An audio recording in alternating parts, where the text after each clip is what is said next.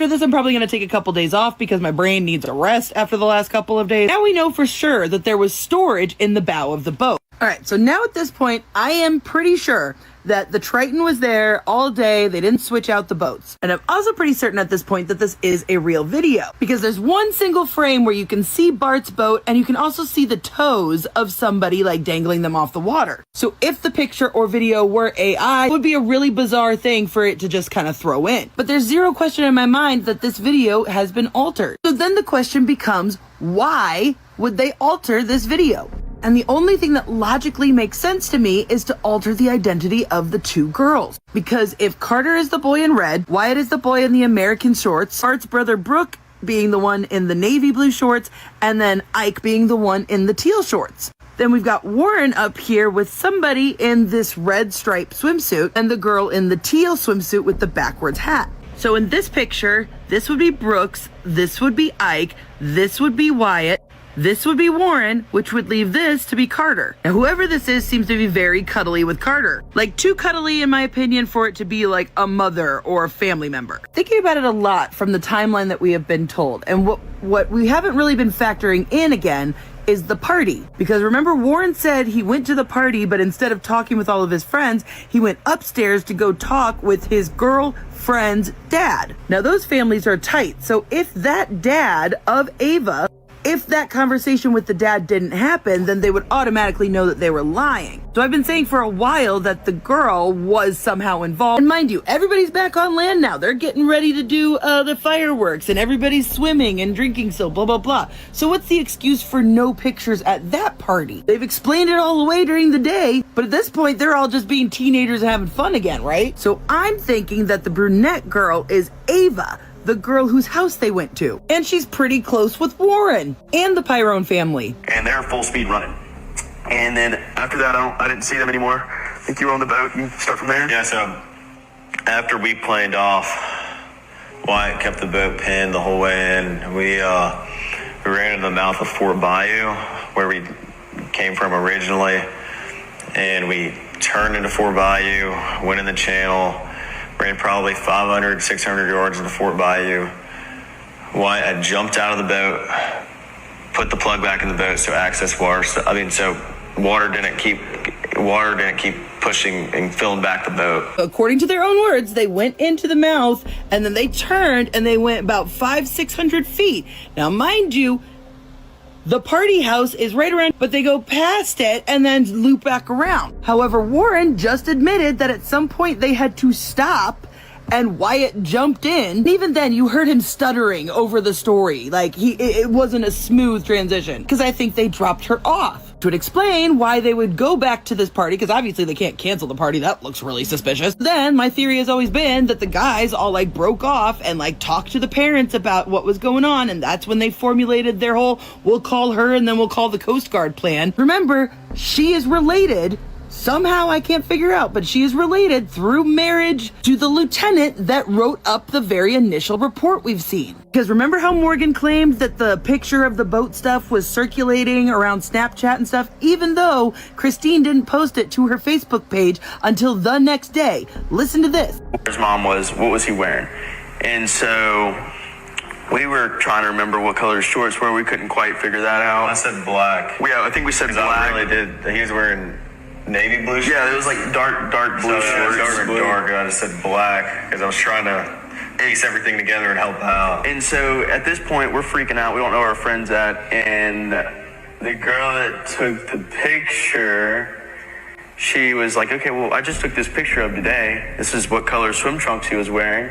And his mom asked for that to post on Facebook to say, if you've seen him, whatever, this is what he was wearing. So remember, the girl who took the picture with the digital camera was on Wyatt's boat at the beginning of the day and then was there with them at night when they were having this discussion. So she had to have been there at the beginning and at the party at the very least. Then we remembered that the original shorts picture, well, that wasn't the color of his shorts, as we now know. So we also know for a fact that this picture did not get sent to Christine until July 5th, meaning that they had to have had that picture and then not sent it to her for hours. Because they also said this. And so that's what we sent to her, or that's what she sent to her, because we're just trying. So they corrected themselves. He said, we sent it. No, she sent it. Then on July 5th, Christine said that they have been up for almost 48 hours straight, and then the very next post above it are the same pictures but better quality. Why did it take so long to get these pictures to them? Oh, and y'all, now that I said that, I realize, so all of these pictures had to come from the same digital camera, right? Meaning this picture did as well. And since I've already proven that this picture had used AI to do something weird because, you know, there was no little bar here, only explanation for using it AI on just this little part would be to obscure the reflection that was in this poll of the person who was taking the video. Or the pictures. Oh my God, yes. That makes sense. Love it when I figure that stuff out in real time for you on camera. So it makes sense to me that this photo video thing was altered to cover up this girl's swimsuit. Because let's face it, this swimsuit is the ugliest thing. It has like supposedly like sleeves and it's a tankini, but it goes like in a weird cut, but it's ugly. It's ugly and it's clearly not what these debutante beauty queen girls are wearing to a 4th of July beach party. So I'm like 70% sure that this is Ava. Oh wait, oh my God. Wait a second. Shown y'all guys before that there's 4 boats out here, this little cluster, right? But I'm looking at these weird pink lumps and stuff at the front of the boat, Bart's boat here. Is that a pile of life vests? Because I'm realizing there's not 20, 30 people on all of these boats. Like I'm seeing 10, 12 people here tops. Let's not forget what a full house looks like on these boats. Because even in this video at the meetup place, there's not 20, 30 people getting ready to get on these boats. I mean, the boat left at 9:56 according to the GPS. We got like 7, 8 people here, like 6 people here. And also, if they were legitimately needing to be towed and they were trying to get the water to run off, why are they all spread out on the boat? Why are they on the boat in general? Why didn't they just get off on land or get on another boat? Trying to get the boat to tip up and go planing, why do you have over half the boat on the front of the boat? These are experienced fucking fishermen. They know better than that. Yeah, I can't believe I've never thought of that before. If the boat was sinking, why are they even on the fucking boat? Yeah, and if it was so common and so easy to get, you know, rides back with other people, you know, strangers on Horn Island, why did they need to load everybody on the boat? Or were they yelling at Nolan to get on the boat? They didn't need to get him on the boat. And now that I'm looking at this, doesn't it look like Warren is on the phone? Could this have been when he was calling his mom 8 times? Also, one more thing that stuck out to me. We called law enforcement. I was with Wyatt at the time. After we left Jax's house that night, I was with Wyatt, and one person we were with saw that their location was headed towards Wyatt's house. And so Wyatt got on the phone with 911 and was like, hey, these people are on the way to my house or already at my house. My mom and my dad are there alone, and they know nothing about this. He stumbled over his words from beginning to end in that story, so I don't believe any of it. But the one thing that sticks out to me was the phrasing, they don't know anything about this. If people are heading over to your house, why wouldn't you call your mom and dad before you called 911? Because it sounded like he was trying to keep his parents out of the loop of this story, which as a teenage boy implies that you have something to hide. Just a lot of different things to think about, right? Oh, these little liars. I told y'all that Jax was the ringleader. I told y'all. He sat in this interview and he was telling stories about shit that he wasn't even there to witness. So let's break down some of the stuff that I heard in this interview. Let's start with Warren's first phone call, because y'all will remember that Warren said that he was over at Ava's house for that 4th of July party when they all started realizing that Nolan was missing, and he called Miss Christine at 11 o'clock. One of the first things I told Miss Christine Wells in the first phone call that ever occurred with anything to do with Nolan Wells being gone, because I was the first person to call Miss Christine about anything. First phone call, anything to do with Nolan Wells was me making a phone call to Christine Wells. And one of the first things I said to her, with multiple witnesses here, pull up the phone call if you want. She said, oh, well, Nolan's location is with y'all at, you know, where the house we were at. And I was like, well, no, he left his phone with us. I told her this.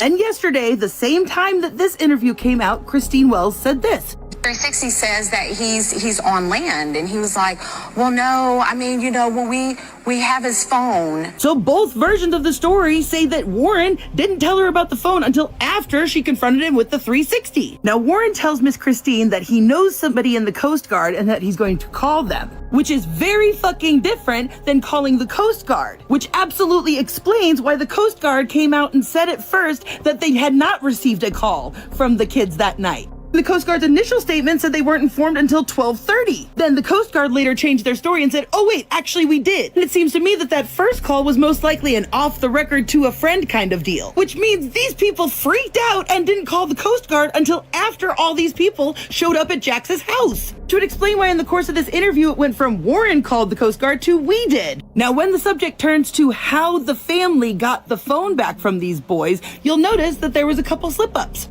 Warren, you weren't at the house, and so you weren't there when they came to get the phone and all that. So now remember, Warren just said that he wasn't at the house when the phone was got. And then Morgan talks about getting a phone call from one of the people in Christine Wells' group. And how did they get the phone back? So I got a call from a kid we went to high school with. He called me just asking me questions. He saw people posting on Snapchat, like the picture that was circulating. Except this picture wasn't posted until July 5th. Well, how could this picture have been circulating on Snapchat that night? But let's continue.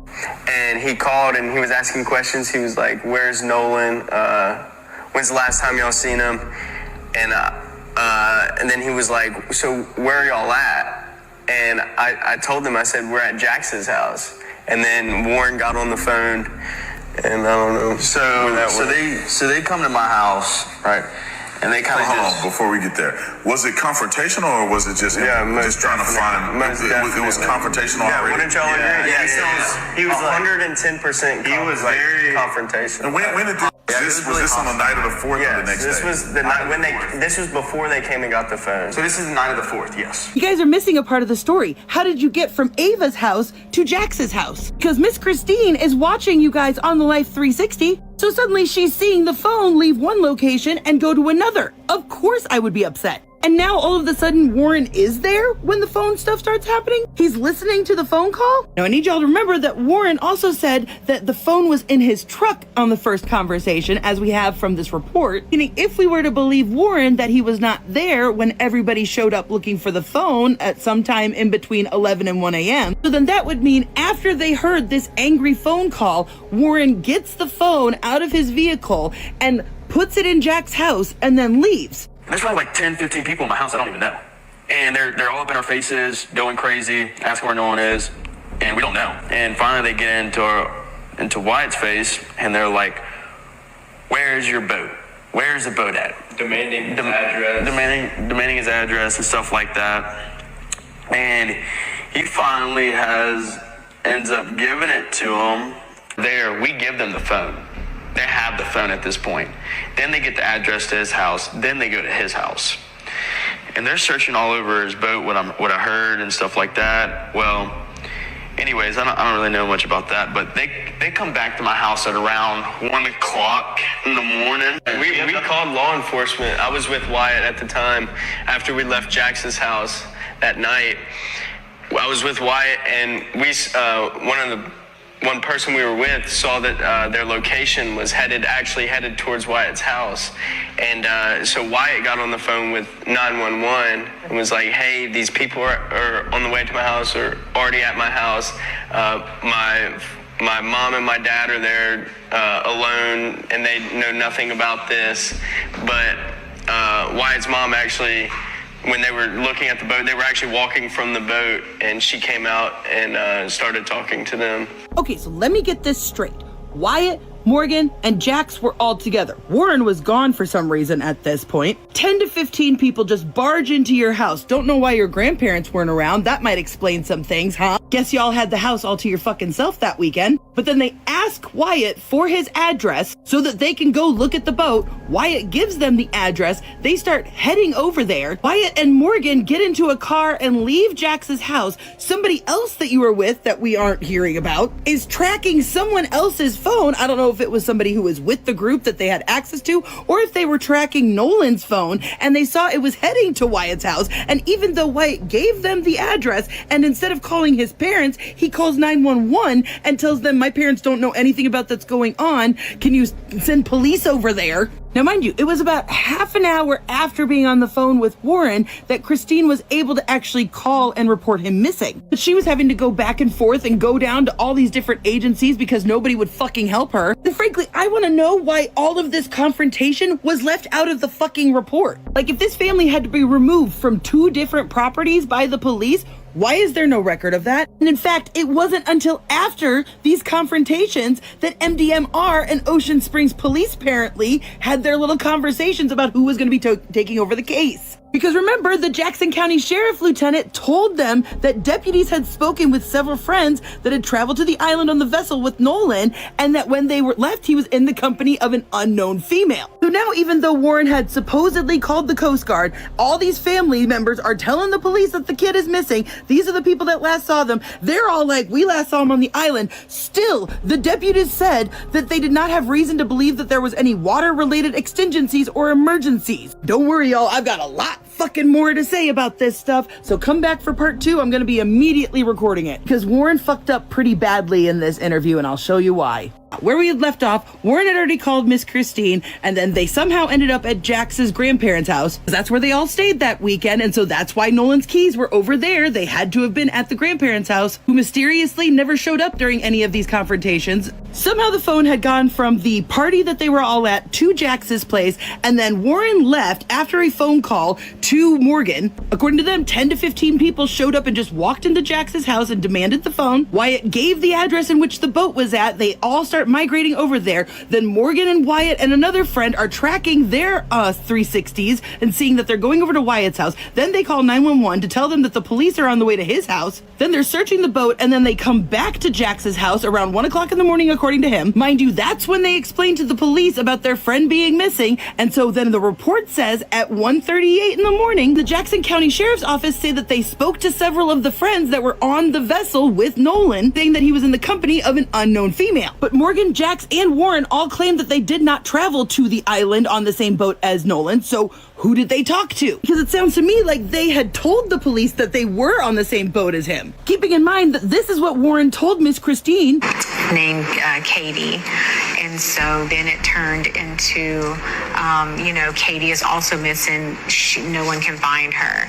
And the explanation of no one knows this Katie, like we've never met her. And Tristan said this. I was talking on my other buddy's phone, talking to Warren. He was dialing Coast Guard because he hung up the phone and was like, hey, this is them, bye, and hung up the phone. And that was the last time I talked to him. Mind you, Tristan is friends with Katie. They are mutuals. I have confirmed this. So now that we've got that timeline fucking straight, let's back up to something that Warren said during this interview. But if you're motivated enough to do it, yeah. Like, I made a phone call to my mom, and I had to call her like 8 times before she picked up because either her service was bad because she was on the back side of the aisle on the south side, or my service was bad, and it was just hard to get through. Do y'all see that? Let me play it again slower for you. Either her service was bad because she was on the back side of the aisle on the south side, or my service was bad, and it was just hard to get through. Oh no. Not only did Warren confirm that his mom was on the south side of the island, but Warren himself said that if you're motivated enough, you can call somebody. I tried calling my mom 8 times. Yet this is what he said last time. A little off the island, you have cell coverage, and even on the island, like I called my mom when we were on the island, it was fine. So which is it? Did you call your mom with ease, or did you try to call her 8 times because you were motivated to get in touch with her? But Warren wasn't the only one to slip up, because listen. And he's on the phone with Cito, and he's trying to get them on the phone. And as he stated in the moment, he's like, Cito's just asking all these dumb questions. I can't figure out what's going on. And so finally he hangs up. And after the trim to the motor started to work again. So they manually trim it down by the buttons on the motor, trimmed it down, and some electronics started to come back on. And they got the boat to crank over, and they're like, all right, untie us. So first off, Jax just proved that the boys put the phone on mute during the call with Cito. because I've listened to the entire 8-minute call, and at no point does they ever say anything about them asking all these stupid questions. Then he said after they hung up on the sea tow, that's when it started working again, and they said, okay, untie us, implying that it had been tied up to the other boat the entire time. But we see in this video that they are hauling the line back in right here as he's on the phone. See, you can see right here where the line is being pulled in from across the way where the boat is stationed. Meaning he had already hung up with sea tow at that point, and he had to have been on the phone with someone else. And what we see here is, once again, we have an interview where they go into so much detail about stuff that doesn't fucking matter. Well, I'm gonna go ahead and first off explain a boat. We fucking get how a bilge pump works. We get it by now. Stop fucking talking about the bilge pump. What we actually want to hear about is the multiple stops that were made before ending up back at the grandparents' house before they even took the boat to the boat dock. We want you guys to explain how the sea tow was canceled by the grandfather on the captain's private line before you guys had even hung up with sea tow. That's why nobody believes a fucking word that you are saying. Because I showed y'all yesterday how AI had clearly doctored these photos. If you missed it, look, silver pole.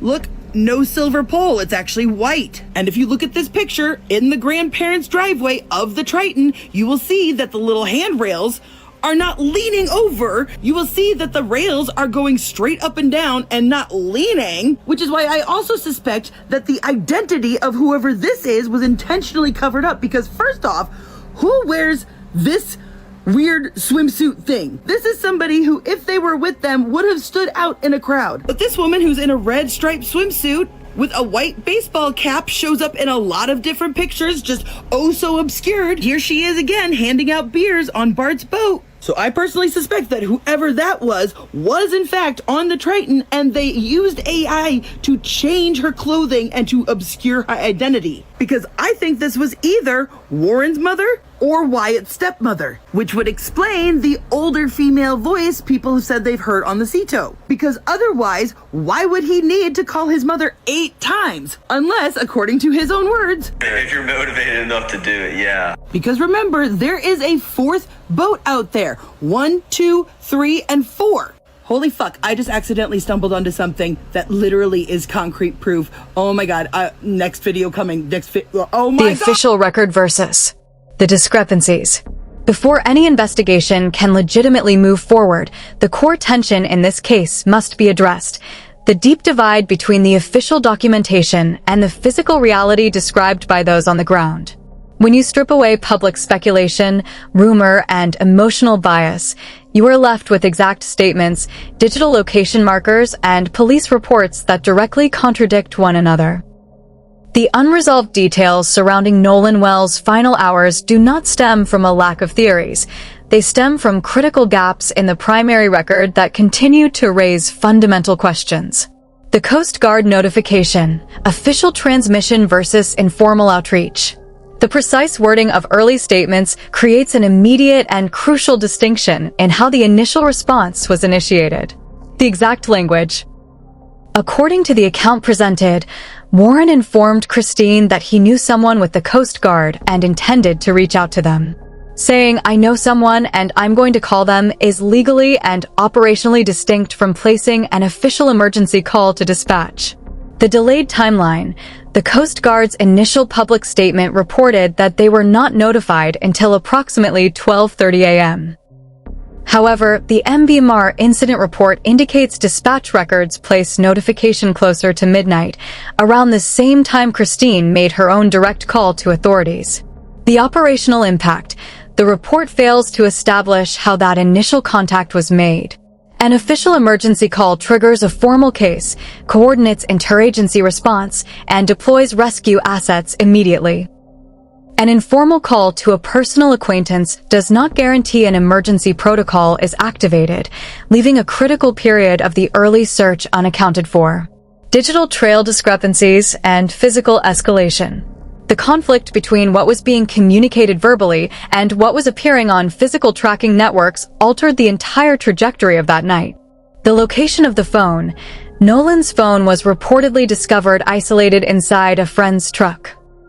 While devices are frequently misplaced during chaotic events, the physical movements of that phone while Nolan was missing created an alarming discrepancy. Life 360 visual data, Christine actively tracked Nolan's location in real time via Life 360. While individuals on the phone were offering one version of events, the movement marker on her screen showed the device changing positions and moving toward unexpected locations, the on-scene gathering. Driven by the contradiction between the verbal statements and the screen in front of her, Christine, accompanied by family and friends, moved directly toward the tracked coordinates.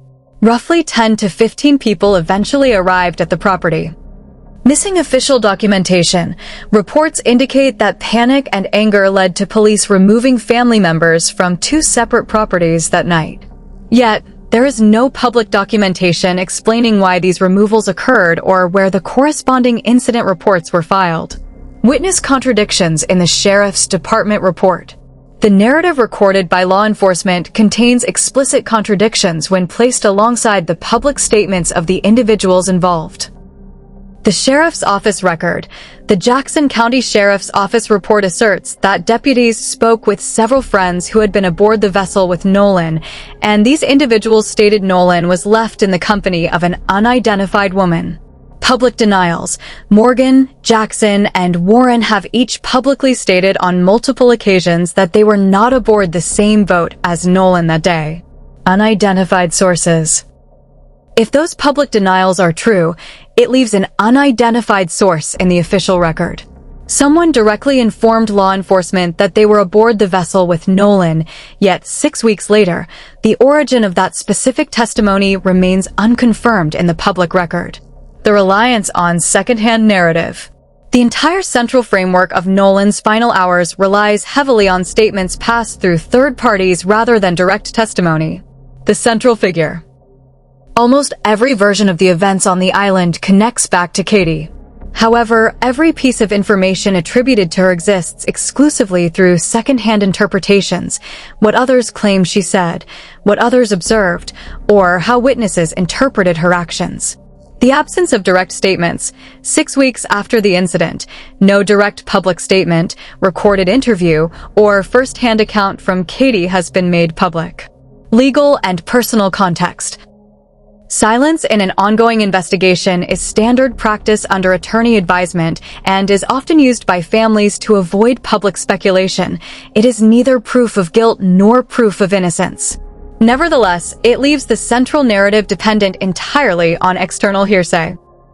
Until sealed evidentiary records are opened, digital trajectories are reconciled with physical timelines, and direct accounts replace second-hand descriptions.